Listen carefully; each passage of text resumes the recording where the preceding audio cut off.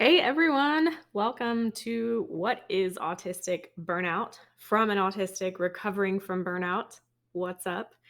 We're going to give everybody just a couple minutes to roll in. In the meantime, if you'd like to drop your name, pronouns, where you're joining from, anything in the chat, feel free to say hey. Camera on or off, totally your choice. Grab your favorite fidget, comfort item, whatever you need. We'll be hanging out for about 30 minutes. This is mine. It is absolutely the best fidget I've ever had. I think it's filled with some sort of shaving cream. I know this because I've popped like two before that. Um, so hey, what's up? Drop your name in the chat. Let's say hey and let's get going. So here is our agenda for today. We'll go over a little bit about what a safe space looks like. Why am I talking about this? What is it? What causes it?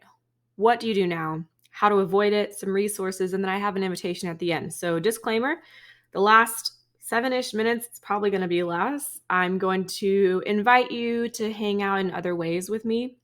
Some of these are free, some of these are paid. So before we get to that point, I will absolutely let you know, hey, I'm moving into the invitation. That way you can decide if you want to hang out and hear the invitation or if you'd rather get going with your day. So let's do it. Creating a safe and inclusive space. This is, of all the things that I want to talk about in a Pink Easel workshop, if we don't first have a safe space, then there is no point. So a reminder is that you're under no requirement to join in whatever the traditional sense is. You can show up however feels safe, comfortable, and sustainable. All of those things are really important. That means maybe you show up in the chat, maybe you don't, maybe you turn your camera on, maybe you don't. All of those things are important because you get to choose what that looks like for you and what communication and engagement looks like for you. So, the Pink Easel, we are a community art project. We're a place where all humans are safe to ask questions, share their experiences, make statements, build relationships, and above all, maybe not above all, above many things, very importantly, to create. The purpose of this community is to create psychological safety for everyone in it through intentional and trauma-informed environments. To be a source of validation for humans who are consistently invalidated, either by themselves or by the world around them, and be a part of the movement of breaking stereotypes and biases around neurocolorful humans so we and the generations that come after us can exist safely and creatively. So, what's up? If you don't already know me, I'm Chelsea, and I am the founder of this thing called the Pink Easel. These are the things that I did. I was an educator and school leader for 14 years. I created and led neuro-inclusive schools. I trained schools to create trauma-informed environments and psychological safety. And then I trained businesses in developing psychological safety for their stakeholders and how to build neuro-inclusive operation processes. Then COVID happened. And I also found out in that process that I am ADHD. Then I found out that I'm autistic. And then I found out that both my daughters are also autistic. So I created this, the Pink Easel. So now I creatively design safe spaces for neurocolorful humans who are learning to live shame-free, through community development workshops and coaching. Oh, and I am also actively recovering from what I now know is autistic burnout. But the Pink Easel exists because there's often a time where you may hear people say, or organizations say, that they are giving a voice to the voiceless or giving a voice to the people that don't have a voice. But my stance on that is that everyone has a voice, so they don't need someone else to give them their voice. What might better serve the community, specifically the neurocolorful community, is a place to use their voice, a safe and inclusive space, thus the easel. So the easel exists as the stand, the blank slate where then others can use their voice. I have no intention of giving others a voice, but really creating a space for them to do that. So let's dig in. What is autistic burnout? If you haven't seen this starting to gain some traction and being talked about, that's okay. Um, Sometimes it's used in what I would call an appropriate way, sometimes it's not. This is not a medical condition that's been recognized. And side note, I am not a doctor. I am not a therapist or a professional in the mental health medical world. So everything that I'm sharing with you is based on my experience, things that I've researched, and then experience of working with my clients. So take that with you as we go through this. All right. So on one side, you have what you look like maybe pre-autistic burnout, and then what you might look like experiencing autistic burnout or getting close to that space. It's going from one space to the other. It could look like going from riding that unicorn to having a really sad face. So, in a general sense, it's going from a space where you're feeling able, excited, creative, and engaged. Your functioning is going well to it feeling like that is just being taken from you and you are feeling incapable of engaging in the way that you were before. So, autistic burnout looks like intense physical, mental, and or emotional exhaustion. I know for me it is all. Um, it can look like skill regression, loss of skills in a specific area or in a general sense over a wider range of things that you typically engage in or are skilled in. Who typically engages or experiences autistic burnout would be autistic adults, likely those with strong cognitive and language abilities. And the only reason that that is in there based on the research that I found is because um, adults who experience autism in that way are able to communicate.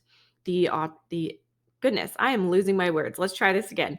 Adults who experience autism in that way are able to communicate their burnout and also are more likely to mask and experience or engage in uh, neurotypical tendencies. I'm going to pause and gather my thoughts and then come back because I don't know what's going on.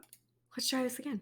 So that is one way that I create safe space for myself is allowing myself to take a freaking moment and try again when I'm getting stuck on my words. I don't know if it ever happens to you, happens to me. Here we go. Let's do this again. So, autistic burnout usually occurs in autistic adults with strong cognitive and language abilities when expectations or demands outweigh capacity. And that often is from consistent use of masking, which is more likely to occur in autistic adults with strong cognitive and language abilities. That's what I was trying to say. All right, so burnout is common. And one big question that I have people ask is what makes autistic burnout worth talking about separately from regular burnout or the burnout that neurotypical humans experience? Because both are valid. This is not to say that burnout that neurotypical humans experience is invalid or not important. And it's not a comparison between the two and that one is more important than the other. I also don't engage in that conversation around neurocolorful and neurotypicals. We're not up against each other. There are differences, but not in a competitive sense. So simply put, autistic brains are different. So you can see from this scan here that they're different. They experience burnout differently. And autistic burnout, the concept being discussed is relatively new. There's actually very little research on the topic. There is some, and we're beginning to see more and more research coming from the medical field and also conversations being had by autistic humans discussing their experience with burnout. But as much as we can really tell, conversations only began emerging about autistic burnout about 5 years ago, which is pretty recent, especially for research and data to begin accumulating. The conversation emerged from within the autistic community, again, from autistic humans sharing their experience with burnout, beginning to talk with their doctors, their medical professionals, and kind of spurring that conversation forward. So the biggest thing that we know is different is autistic people, people who are autistic, depending on how you prefer your language, experience it differently because their brains are different than a neurotypical brain. So we're going to cover some of the ways that we would experience autistic burnout. So, what is the experience of burnout like? And there is a difference between burnout and depression. I want to pause here for just a quick second. I will share, I'm going to share a link in the chat that gives you like a Venn diagram of autistic burnout, depression, and where they cross over. So I will say also, if you are experiencing depression, suicidal ideation, a desire to hurt yourself or others, please speak with a medical professional. Again, I am not a medical professional. I am simply discussing autistic burnout here. So the experience of autistic burnout can feel like amplified anxiety and or panic. Amplified could mean you're experiencing in a stronger way, and or you're experiencing it more regularly or for longer periods of time. You could have overwhelming physical exhaustion. You're more sensitive to change in routine and unexpected events. You could become more quickly overstimulated, more quickly to feel emotional overwhelm, more meltdowns, um, more easily triggered. You could experience symptoms or even severe depression with suicidal ideation. Again, if this is something that you are experiencing, please reach out to a medical professional. I will also share the mental health hotline in the chat and their support for you. Disrupted sleep pattern could be part of it. Little to no motivation, diminished ability with expressive communication, and increased difficulties with executive functioning. And to kind of put all of that up, there's something here that I found in my research about autistic burnout is the statement of you seem more autistic. Now, I'm not a huge fan of this because everybody experiences autism differently. Everybody masks differently. And to seem more autistic, that means likely means that we're aligning with the stereotypical view of autism. But for this argument, for this case here, we're saying that you would seem more autistic in that being overstimulated, having a meltdown, feeling anxiety or panic are all things that can be inclusive of a general autistic experience. So autistic burnout is when you have more emotional overwhelm, more anxiety, more panic. You are more quickly overstimulated. So that's where this concept of seeming more autistic could come from. So what causes autistic burnout? The main answer to this is it's often directly related to failing at fitting in, or not even failing, but fitting in, a consistent attempt to fit in, which also can be called masking. When you're showing up pretending or trying to be neurotypical. So you're wanting others to perceive you as neurotypical in order to fit in, blend in, etc. And we know from previous research that masking creates a big emotional drain on the human that's using the tool. Now, one thing I want to say about masking, because that's something I talk about a lot, but I'm not going to go into it here because that's not what we're doing. But masking is a tool that you can choose to turn on and use and turn off, something that you control, not something that is controlling of you. I've heard a lot of people speaking about autism saying that the purpose is to completely unmask and never use masking, and that there's some sort of shame associated with the practice of masking. I personally disagree with that. And when I work with clients, the way that I approach that and the way that I approach it for myself is that there are places that I will always mask. And that's not bad. I use masking as a way to engage in situations where I feel safer using my masking tool. But I also know how to turn off masking. I can be in a place and be completely unmasked, even with myself, which is also a learning process. So I refer to masking as a tool that you can turn on or off, not as something that's shameful. So I want that to be understood going into this conversation. So autistic burnout typically is a result of masking controlling you instead of you controlling and using your masking as a tool. All right. So what causes autistic burnout? Sickness. I know for me, I had COVID for the first time, 3 years later, and I did not expect it to have the impact on me as an autistic individual that it did. So that was really challenging. So that's a big one. No deep or appropriate rest. And here's what I mean by appropriate rest. So often we're told that rest looks like taking a bubble bath with a candle, or boy, I just lost all of my. Let's just go with taking bubble bath with the candle. There are very typical things that are given and say rest looks like this. Well, I know for me, I enjoy bubble baths, but I also want to make sure that I have a towel to dry my hands because I don't like it for my hands get it wet. Also, if I'm laying back in the bubble bath and there's bubbles behind me, I don't like to listen to them pop. So that, while it can feel restful in a general sense, it is not a deep or appropriate way for me to rest. More likely, how I will experience rest is engaging in a special interest or engaging in a passive experience like playing Animal Crossing, painting, something like that, or researching. Researching a special interest can be restful to me. So when I say deep or appropriate rest, I want you as an autistic individual or someone who supports an autistic individual to think about what rest is for you, not what rest should be. That's important. All right. Big life changes, high intensity interactions, concerts, work events, anything that is requiring a lot of social engagement from you, emotional and or sensory overload. Again, this would be over a period of time. So it's also important to understand or to remember that autistic burnout is the response to a cumulative series of events. So if you have one day where you're not using supports, you won't be experiencing autistic burnout the next day. It is a cumulative response to many different events. So a consistent demand outweighing capacity or consistent use of masking. So using masking too much, expending more emotional energy than you're keeping, that's an important one. Lack of understanding and or community from the people around you. This is really important. That's why the Pink Easel community exists.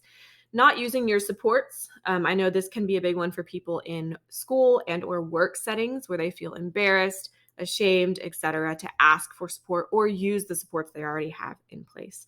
So a cumulative response of these types of things could be the experience of autistic burnout. So what do you do about it? And this could be, we start to recognize patterns in your behavior and like, okay, what do I do before I get into full burnout? Or if you're in full burnout, what do you do about it now? And one more time, I'm going to stop right here and say that if you're stuck in depression and are experiencing suicidal ideation, please seek help. The 988 Suicide and Crisis Line is a really low spoons way to access that support. There's not a lot of executive function required to get to that point, and dial that number. So if you are experiencing that and need support, please reach out to your support systems, and that is a number for you. Okay, so what do you do about it? Here are some ways that I know supported me as I was deep in autistic burnout and as I'm recovering. And these are also things that I use when I begin to see patterns towards autistic burnout for myself. So stimming. Essentially, that's self-stimulatory behavior. This could look like using fidgets. It could look like drinking like seltzer water, something bubbly. It could look like eating something crunchy. It could look like big body movements. It could look like waving your hands. It could look like playing with your hair. It's anything for you, because everybody's stimming is different, that allows you to use some of that bottled external energy in an external way. So self-stimulating behavior. Allowing yourself to have a sensory diet or to engage with your sensory diet. Like I said before, bubbly things, crunchy things can often be a sensory diet and allow you to have some stimming all mixed into one. Often there are times that we experience like what you might call a hyperfixation on food or like safe foods. So I know for me right now, plain yogurt with granola and strawberries, a specific granola, is my safe food right now. I know it doesn't require a lot of executive function. I know that I'm going to like the sensory experience while I'm eating it, at least for now until I get bored of it. So allowing yourself to fall into that safe food place can be part of your healing journey. Dropping the mask when you feel safe and comfortable to do so, learning what it even means for you to take your mask off. I know a lot of late diagnosed individuals don't really know, even when you're by yourself, what it looks like to not mask. That can be a challenge. So learning how to do that. Setting and holding boundaries, that's important. Taking a leave of absence from events, school, work, whatever you're able to do, relationships, and that looks different for everyone. Asking for help, that's a huge one. Allowing yourself to exist in solitude, spending time in silence. I know that I have like brown noise that I'll put in my headphones, and I have an eye mask that I'll put on, just kind of sensory shutdown. Um, Existing in a neuro-inclusive community, again, why the Pink Easel exists, allowing yourself to engage in special interests, ensuring appropriate level of support and accommodations, and using them. Focusing on and validating yourself. One big part of this is validating the experience that you're having. I know, especially for me, when I am in burnout, rapidly heading towards burnout, recognizing the pattern in myself, I'm telling myself, everybody else can do this. Why can't I do this? Or why do I need to ask for help? They don't need to ask for help, et cetera, et cetera. All of these things are not validating myself. So validating yourself is so important. If you can't bring yourself to do any of these other things, please create space to validate yourself as you're learning how to recognize autistic burnout for yourself and healing from autistic burnout. Okay, so how do you avoid autistic burnout? First, remember that it is not your fault whenever you end up feeling this way, okay? So change is needed on a societal level to allow colorful humans to exist without feeling the need to mask or needing to mask in order to feel safe. All right. So until that changes, there are some things that we can do to decrease our experience of autistic burnout. But what I feel like is important here is that we will all likely experience autistic burnout in some form or intensity several times in our lives. Okay. And that doesn't mean it's our fault. It means we're functioning in a neurotypical world as neurocolorful humans. So there is a gap that we're actively trying to close on a day-to-day basis, which could result in autistic burnout. Okay. So creating a burnout plan. Number one, super important. That's been really helpful for me. Learning your limits. That's an important one too. Burnout is cumulative, like I've said before. Identifying sources of stress. Again, not all stress is bad, but identifying sources of what you might call toxic stress or stress that you can remove from your life. Okay. Taking time to learn how to unmask for yourself. This is important. Again, learning to unmask looks different for everyone. Embracing and engaging in your special interests, whatever that is. Beginning to design a more sustainable life. This was one big thing. It's a big statement. That's not an easy thing. Creating a burnout plan, learning your limits, learning to unmask, I'm designing a sustainable life structure. These are all really big, hard things. That's what I did when I was first learning how to recover and what I do when working with clients. So I'm not trying to make these sound simpler than they are. They are challenging and they require a lot of intentional focus. Some easier ones would be hanging out with your creature of choice. I have some doggos. Scheduling downtime for yourself. That's a relatively simple one. Embracing your special interests. Regularly engaging with safe autistic communities or neurocolorful communities. Again, that's why the Pink Easel exists. So these things together are the ways that I actively avoid burnout or experience burnout in a lower capacity. And it's really pattern recognition, which, hey, we're pretty good at that. So you might also need to let go of some high and or neurotypical standards, which are likely maintaining or feeding into your burnout cycle. So this process is hard and it can trigger feelings of shame. You're having to unlearn a lot of things. So please, please, please seek support, whatever that looks like. If it's just talking with other people about it, working with your therapist, hanging out with a coach, whatever that looks like for you, know that it's not your fault and you are not alone in your experience. Okay, just because the autistic burnout is a relatively new conversation does not mean that it's a relatively new experience. Okay, so we did it in 25 minutes, y'all. That is my overview of autistic burnout, what it is, how to avoid it, what it looks like in ourselves. And I hope that you got something helpful and meaningful from this. I will share the recording in case you want to review anything. And of course, you can always reach out to me and ask questions. And I'll be sharing more research that I've read on Autistic Burnout. I'm probably planning additional classes on this inside of our Discord server if you're not already there, or you can follow me on one of my channels. So this is the point where I'm going to shift into an invitation. It'll probably be less than 5 minutes. Again, some of them are free, some of them are paid. So if you'd like to hang out, listen to the invitation, cool. Let's hang out for just a couple minutes. If you don't want to hang out for the invitation, totally valid. I have no judgment or shame for that. Thank you so much for hanging out with me for this 26 minutes that we've been together. And I hope I get to see you around soon. You're an amazing human. All right, let's shift to the invitation. So these are some things that you can do to get involved with the Pinky Soul community or with me. So free is the Neurocolorful Discord community. So it's a free digital community of neurocolorful humans learning how to unmask, live shame-free, and share their interests and experiences. We do events inside of there. People share thoughts and ideas about the experience of being neurocolorful. It's a really lovely place. So all of that information I will share. The Neurocolorful newsletter is launching May 5th. So it'll be a free bi-weekly newsletter with tips for autistic and ADHD humans learning how to show the fuck up without shame, strategies for embracing vulnerability, and our take on neurodiverse news and articles. So the intention is to create a safe space to take a break from the world that is not built for you. So unmask and come hang out in the newsletter. That's launching soon. So if you're on the email list, you'll already get that.